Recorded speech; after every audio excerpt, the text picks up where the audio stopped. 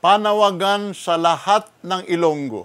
Ako po si Tito Boboy Sihuko, taga Santa Barbara, Iloilo, nananawagan sa tanansang Ilonggo na ito na ang aton huling laban.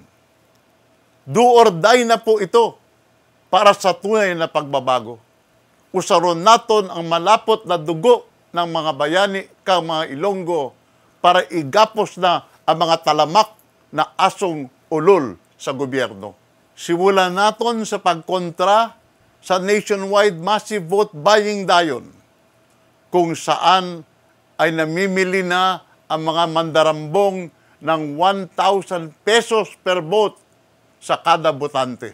In the meantime, nagtatanga-tangahan lang ang 7 mga pusakal at ganid sa kwarta na COMELEC commissioners.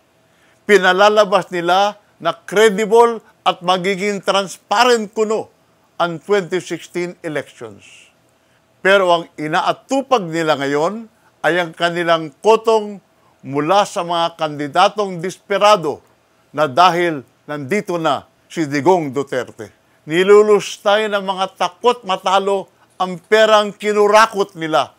Ito namang COMELEC commissioners, salok pa ng salok pagkatapos ng nambuhalang suhol nila sa pagbili muli ng PCOS machines na kabisado na nila sa Pandaraya.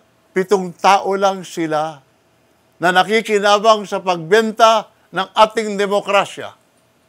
Babala, hindi natutulog ang madla, deadball ang mandaya. Makitadyak para ilaglag ang gobyernong pahamak.